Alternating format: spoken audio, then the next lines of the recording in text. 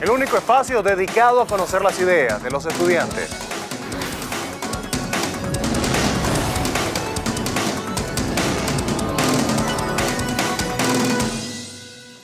¿Qué tal, amigos? Sean todos bienvenidos a este nuevo encuentro con los estudiantes, hoy desde el Estudio 4 de Venevisión. Esta semana que recién concluye, se llevó a cabo un paro de actividades en las universidades del país, 72 horas, estuvieron paralizadas las clases. Este es el tercer paro que se realiza en un mes. Tan solo en abril, en 3 oportunidades, se paralizaron las clases en las universidades. Por tal motivo, hoy vamos a analizar de qué manera afecta esto el rendimiento en nuestras casas de estudio superior, de qué manera afecta el intelecto o la manera de prepararse de nuestros estudiantes, y está justificado precisamente las exigencias de los profesores. Esto es lo que vamos a estar analizando el día de hoy. Amanecemos en Trujillo desde la Universidad de los Andes con información del paro de 72 horas convocado por el gremio de profesores de esta casa de estudios. El presidente de APULA, profesor Edgar Morales, dijo que solicita las reivindicaciones laborales, la homologación de su salario y beneficios como el HCM y bonificaciones, pues no perciben un ajuste de estos beneficios. Amanecemos en el Estado Bolívar con las declaraciones ofrecidas por parte del representante de la Asociación de Profesores Universitarios de la UNEC, Raúl Brito, quien solicita al Ejecutivo Nacional y al nuevo ministro del Poder Popular para la Educación que se instale una mesa de diálogo para discutir la petición de los docentes en cuanto al aumento salarial y presupuesto universitario. Esta entidad amanece con las exigencias de los trabajadores administrativos y obreros de la Universidad Nacional Experimental Francisco de Miranda, quienes solicitan a las autoridades universitarias se conforme una mesa de negociación para lograr la firma del contrato colectivo que, según ellos, está vencido desde el año 2008. Amanecemos desde la Universidad Rómulo Gallegos en San Juan de los Morros, Estado Guárico. Esta es una de las universidades que no ha acatado el paro hecho por la Federación de Profesores de Venezuela. Indicaba el rector Galindo que más de 60.000 estudiantes se encuentran asistiendo a clases regularmente. Señaló que en 14 años nunca se han sumado a un paro, sin embargo, reconocen la labor que ha desempeñado hasta el momento la ministra Yadira Córdoba frente al Ministerio de Educación Superior y dan la bienvenida al nuevo ministro Pedro Calzadillo.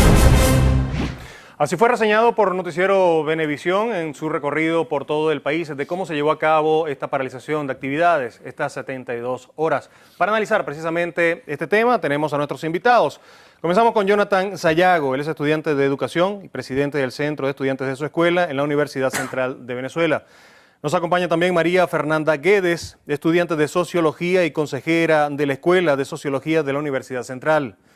Ana Karina González es estudiante de Artes y presidente del Centro de Estudiantes de su escuela en la Universidad Central. Y por último, Rubén Eduardo Colmenares, estudiante de Ingeniería y presidente del Centro de Estudiantes de Ingeniería Química, también de la Universidad Central de Venezuela, a quienes les damos la bienvenida. Está justificado este paro, tomando en cuenta, y hago reseña de uno de los motivos que llevaron a esta paralización. En los últimos 12 años se ha sufrido un deterioro del poder adquisitivo de un 238%, cosa que no ha podido ser solventado, que no ha podido equipararse a los sueldos y salarios de los docentes. ¿Eso justifica paralizar actividades? Sí, yo quería comenzar porque yo creo que deberíamos en estos medios de comunicación responsablemente, comenzar a hablar responsablemente de lo que es la historia de nuestro país, ¿no? Vamos a recordar que desde el año 71, con la nueva ley de universidades, se hace una interrupción a lo que es la autonomía universitaria. Después de esto viene lo que es el crack económico en el año 83 y lo que es el Viernes Negro, con la estatización de los sueldos de los profesores universitarios.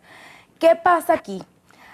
Cuando se estatizan los sueldos de los profesores universitarios, la universidad ya no es prioridad para la investigación, la universidad ya no es prioridad para la enseñanza, para la educación de nuestro país, para una inversión para el futuro de nuestro país, ¿no? Entonces, estás hablando del 83. Del 83 que todo ese recorrido que nosotros hacemos, nos damos cuenta y hacemos un análisis de que los profesores y las investigaciones se fugan hacia el sector público y el sector privado. Por lo tanto, no es como, o sea, ciertamente podemos, ahorita se muestra en el sueldo de los profesores que no es equiparado al nivel de vida que se debería llevar, pero sin embargo... Es decir, resumiendo un poco lo que estás diciendo, desde 1983 hasta la actualidad, la educación universitaria no es prioridad para el Estado. No es prioridad para el Estado, no es prioridad para el Estado hasta el 98.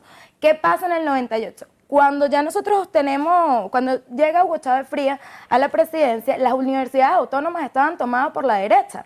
¿Y qué pasa con esto? Que al estar las universidades autónomas tomadas por la derecha, fue necesario que se generaran políticas hacia otros sectores universitarios, como fue la UBB, como es la UNEFA, como son las universidades politécnicas, como es la Misión Sucre, etcétera, etcétera, etcétera. Por algo, nosotros actualmente somos hoy en día el 5º país en matrícula universitaria a nivel mundial. Ana Karina. Bueno, yo te voy a contestar la pregunta. Me parece que el paro es totalmente justificado. Yo no puedo decir como estudiante y asumiendo la responsabilidad que tengo como representante estudiantil que el paro no está justificado cuando podemos observar que tenemos el sueldo de los profesores, como dice la compañera, desde el año 1983 hasta el 2013, y ya con el aumento que acaban de declarar del sueldo mínimo, el presupuesto que está estipulado para los profesores está muy por debajo del sueldo mínimo.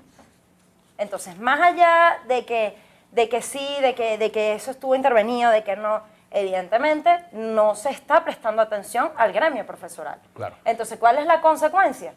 Más allá de que podamos perder el semestre, más allá de que nos podamos atrasar, es que el profesor está subsidiando prácticamente a la universidad. Yo quiero tomar, antes de darte la palabra, lo que decía María Fernanda, y quiero que me lo analicen ustedes.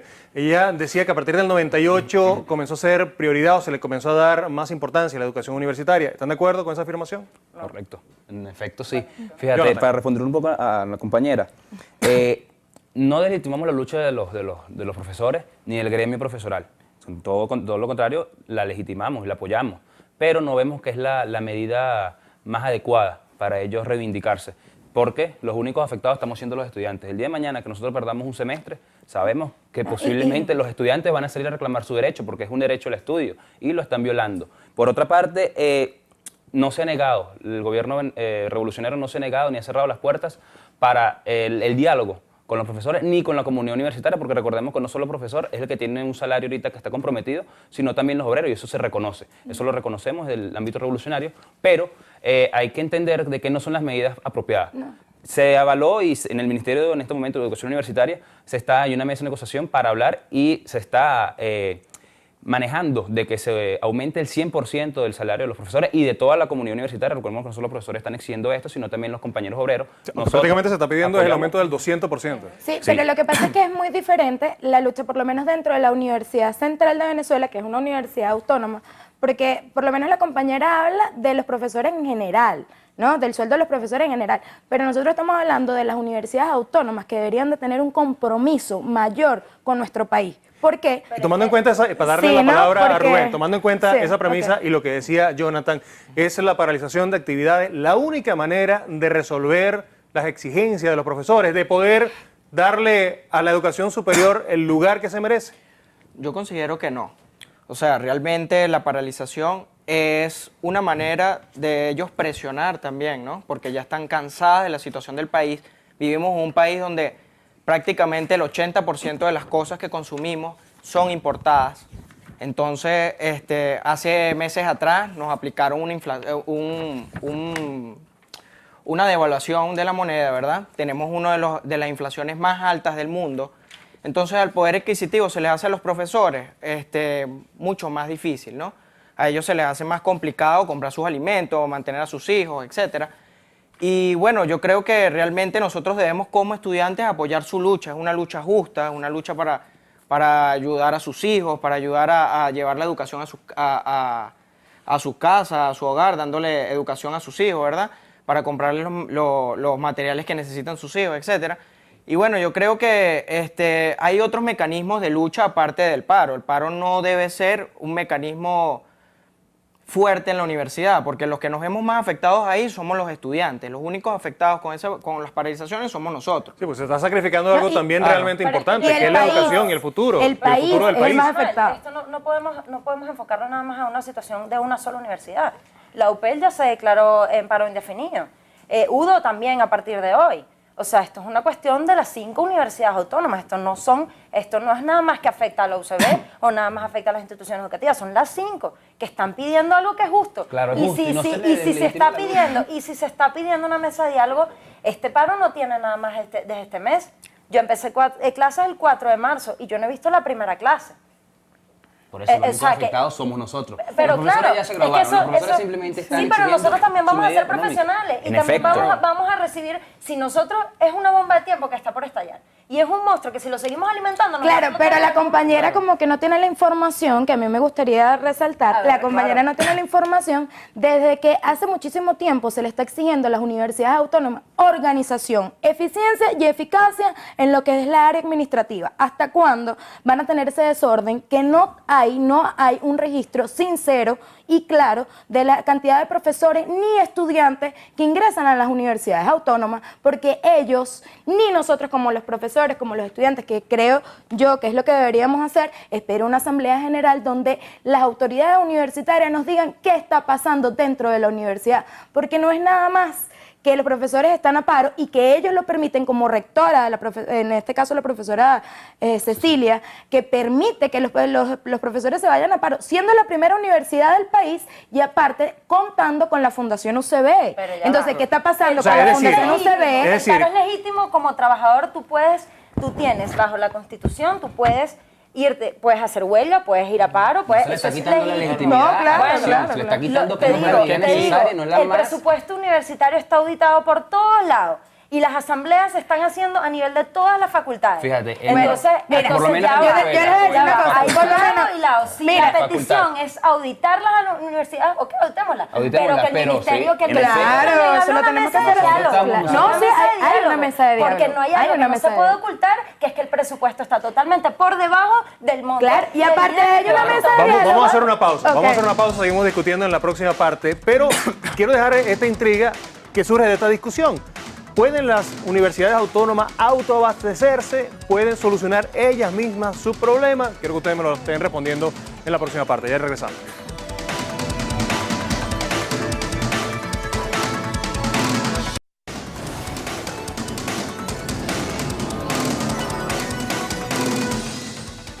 Continuamos en Encuentro con los Estudiantes. Estoy hablando sobre las paralizaciones de las actividades escolares.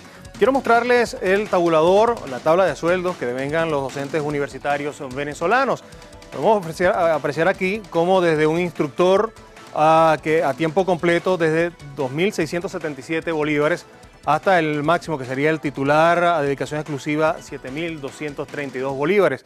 Una tabla y un rango que pudiera decirse que no va acorde con la responsabilidad que tiene una persona de este tipo y la preparación, además, que necesita, ¿no? Esto me lleva a unas declaraciones que diera Jesús Villarreal, él es presidente de la Asociación de Profesores de la Universidad de Carabobo. Él dijo lo siguiente, y quiero que es lo que me analicen a continuación. La exministra Yadira Córdoba y los demás titulares de la cartera de Educación Universitaria han tenido un comportamiento de asfixia administrativa y desconocimiento de las normas de homologación. ¿Consideran que eso es así, tomando en cuenta, y como lo hemos visto, la calidad de los sueldos que tienen los profesores universitarios? Bueno, según por ley universitaria, por la ley que está vigente desde el 71, las universidades autónomas tienen el deber de autosustentarse. Claro está que a partir de que se crea la OCSU, como muy bien lo venía diciendo en un principio, desde que se crea la OCSU, el gobierno nacional tiene la obligación de pasarle un presupuesto, por supuesto. Pero ahora pregunto yo, ¿qué está pasando con los profesores y qué está pasando con las investigaciones dentro de la universidad?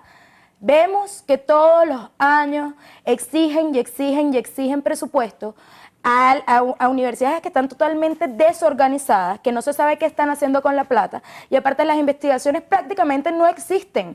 Pero el presupuesto es suficiente, porque Mira, hay que ver, hay que ver lo que absorbe una universidad, escuela, ¿no? En sociología, nosotros hacemos grupos de trabajo donde la derecha únicamente mandó una ponencia y nosotros 35, y a nosotros nadie nos subsidia. Nosotros somos de izquierda por convicción, no porque nos den del ministerio para que seamos de izquierda.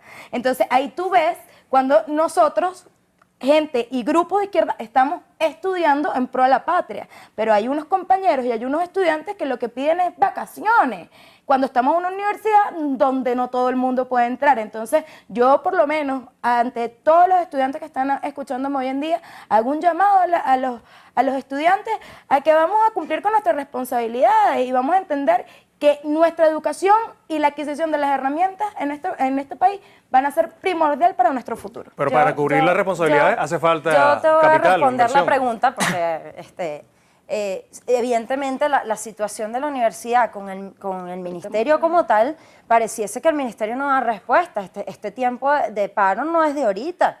Es un monstruo, como lo dije anteriormente, que viene creciendo y que se viene alimentando. El presupuesto de las universidades está muy por debajo de las necesidades que tiene. Entonces, ¿cómo le vamos a exigir que a nosotros nos den mención publicación en una tesis cuando no hay el dinero necesario?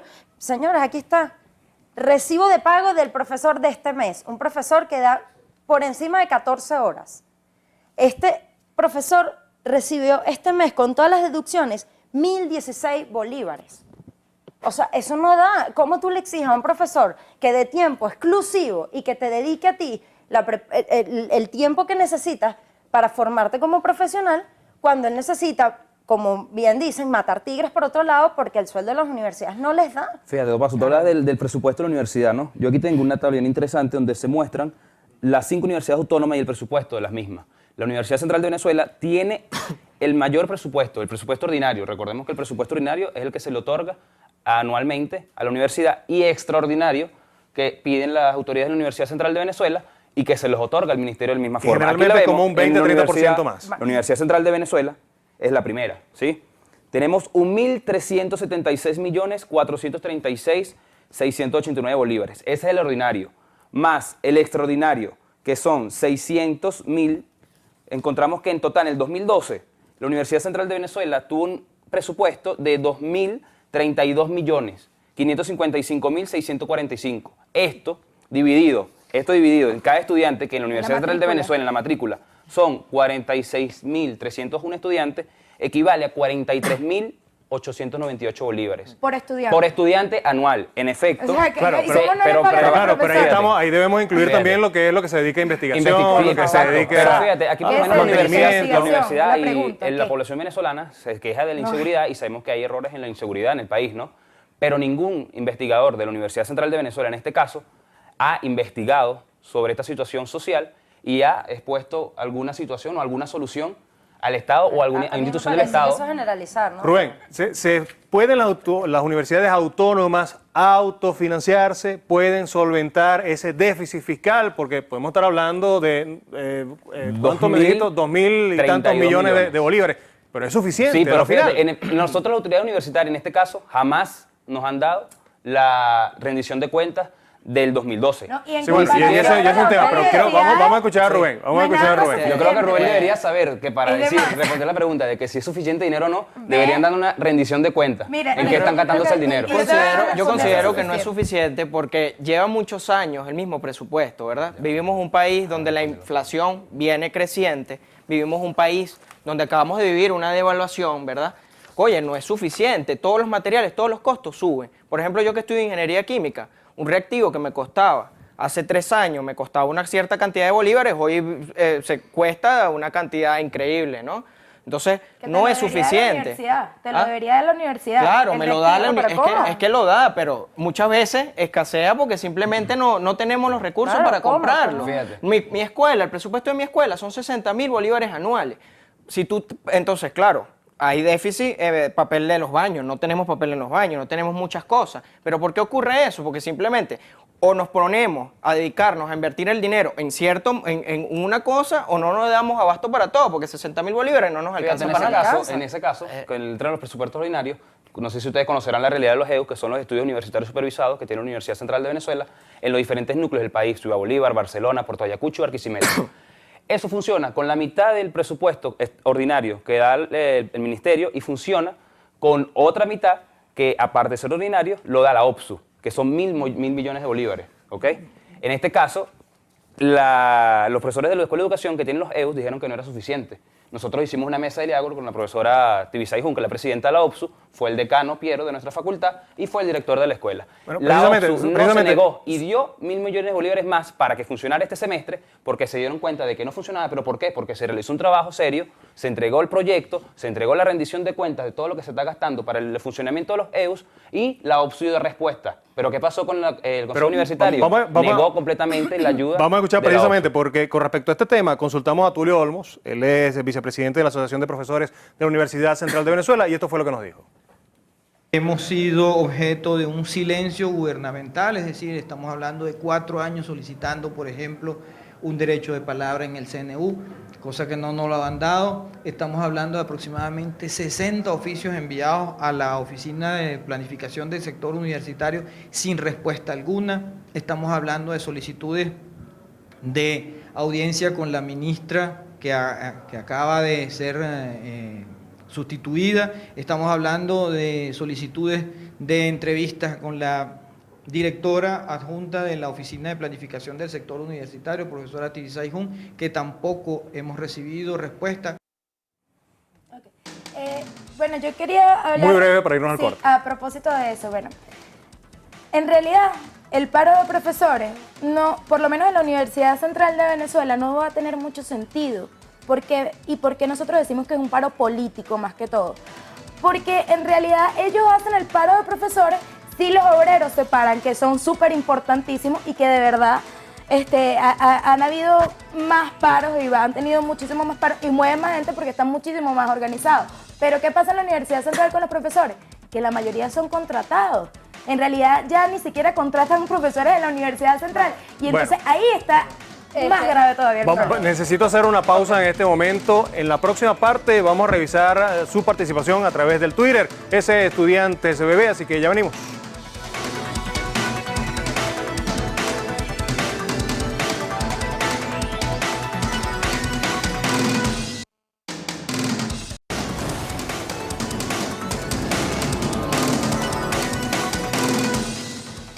Amigos, continuamos en Encuentro con los Estudiantes. De inmediato les damos a su participación a través del Twitter. Nos escribió Darwin Cabaña. Él dice, es un paro lochero. ¿Quién habla del derecho a la educación de los estudiantes? ¿Hasta cuándo la FAPUP abusando? Rubén. Bueno, yo creo que la FAPUP no está abusando. O sea, ellos están exigiendo algo que realmente es justo, ¿ok? Es realmente justo porque tú no le puedes obligar a un profesor que siga dando clases por amor al arte, ¿entiendes? Muchos de ellos lo hacen por vocación. Sí, ok, muchos han seguido dando clases por vocación durante mucho tiempo, etcétera, y se han aguantado esto. Pero ¿hasta cuándo? ¿Hasta cuándo van a seguir aguantando esto, verdad? Si necesitan llevar el sustento a su casa. Entonces ellos necesitan de eso. Necesitan por lo menos ejercer presión de alguna manera. Y ellos lo que quieren es eso, pues, simplemente ejercer una presión para que sean escuchados. También nos escribió el día de hoy Rixi Parra Aguiar. Lograrán un aumento, pero habrá desmotivación académica por parte de los estudiantes. María Fernanda, ¿estás de acuerdo? Que habrá desmotivación. Bueno, yo tengo que decir que nosotros no estamos en contra de que los profesores protesten, ni mucho menos los obreros, ¿no? Pero hay forma, ya en este gobierno nosotros hemos legitimizado no tanto la protesta, sino la organización. Hace falta que nos organicemos, que pidamos cuenta a la rectora, que sepamos qué hay dentro de la universidad, quiénes están contratados, quiénes están trabajando, quiénes no están trabajando, cuáles son los cargos que hay. Vamos a organizarnos, vamos a ser eficientes, vamos a ser eficaces. Ese es el llamado para poder resolver y sustentar todos los problemas que tenemos. Me quedó la duda, no me la respondiste, de si quedan desmotivados los estudiantes o si afecta la académica. Bueno, claro que quedan desmotivados. Bueno. Imagínate, tantas vacaciones, ¿hasta cuándo? Nos escribió también Joana, Yoyal 3H, es a través de Twitter. Esos paros los realizan con fines políticos. Los jerarcas de las universidades no quieren solución y la educación averiada. Ana Karina. Bueno, la verdad que a mí ya el discursito de derecho, izquierda o de político no, me tiene sumamente molesta y sumamente preocupada porque lo que hacen es etiquetar al estudiante que lo que busca es una lucha reivindicativa, tanto estudiantil como profesoral como gremial. O sea, esto es un tema que trasciende a lo político porque es un tema evidentemente de justicia. O sea, como tú le exiges a un empleado o como tú le exiges a un profesor que evidentemente no le da su saldo para poder subsistir y para salir a la calle, para poder vivir como lo establece la Constitución, que la Constitución te establece, te dice que tú tienes como trabajador derecho a una vida digna. Esto no es una cuestión de que el profesor trabaja nada más para ganar plata, sino que ni siquiera puede subsistir. Su sueldo está muy por debajo de la cesta básica. Terminamos con Leadina Sánchez. Ella nos hace una reflexión bien interesante. Ella dice, estudiar es un derecho, comer también lo es. El sueldo no alcanza para comer. Jonathan. Fíjate, para responder también lo que hizo la compañera, tenemos ese bendito estigma de poner la política como mala. todos somos seres sociales y todos somos seres políticos, así de simple. Y esto tiene que ver con la política. En efecto, nosotros volvemos y repetimos, no delegitimamos la lucha de los profesores, simplemente que no es la medida. Vamos a organizarnos realmente. Yo me comprometo a participar en cualquier asamblea que se le exija a la rectora que dé la rendición de cuentas del presupuesto universitario y que dé la rendición de cuentas que está recibiendo anualmente. ¿Para qué? Para así poder exigir con legitimidad y con credibilidad el presupuesto y las reivindicaciones que ellos están exigiendo. Bien, yo quiero agradecerle a ustedes su presencia el día de hoy, su participación y su debate. Lo que sí es bien importante es que la educación universitaria, la educación superior debe ocupar el nivel necesario, debe dársele la importancia necesaria porque nos estamos jugando el futuro de nuestro país. Estamos jugando con los profesionales que harán grande a este país más adelante. A ustedes quiero agradecerles su participación y haber estado allí detrás del televisor. Será hasta el próximo domingo.